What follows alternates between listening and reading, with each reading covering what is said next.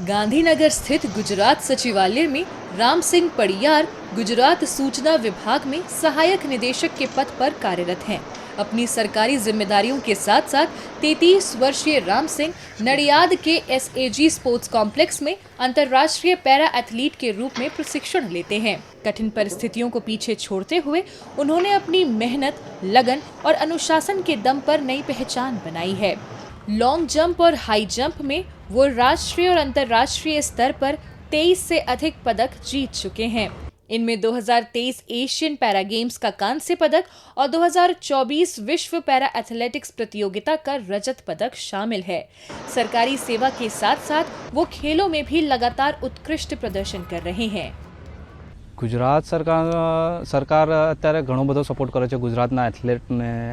खास करीने अत्यारे शक्तिदूत योजनानी हेठळ घणा बधा खेलाड़ीओ ट्रेनिंग बी करी रह्या छे અને હાલમાં અત્યારે 2030ની કોમનવેલ્થ માટે આપણે ગુજરાતને સ્થાન મળ્યું છે કે 2030માં કોમનવેલ્થ થશે અને 2036 માટે ઓલિમ્પિક માટે દાવેદારી પણ ભારત સરકારે કરી છે।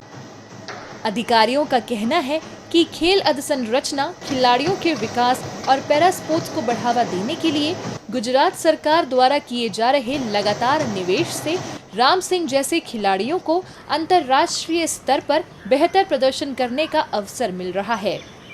गुजरात सरकार द्वारा Shaktidoot academies, COE, DLSS, in school, Khel Mahakumbh एवी अनेक योजनाओं है जेनाथी खिलाड़ीओने स्पोर्ट्समां करियर बनाववानो खूब ज उपयोगी थाय छे अने राज्य सरकार द्वारा तमाम सुविधाओं फ्री आपवामां आवे छे। 2026 एशियन पैरा गेम्स और 2028 पैरा ओलंपिक खेलों को लक्ष्य बनाकर राम सिंह लगातार कड़ी मेहनत और समर्पण के साथ प्रशिक्षण ले रहे हैं। અત્યારે તો મારું એક જ ફોકસ છે કે 2028ના ઓલિમ્પિકમાં દેશ માટે મેડલ લાવવું અને ગુજરાતનું ગૌરવ પણ વધારવું।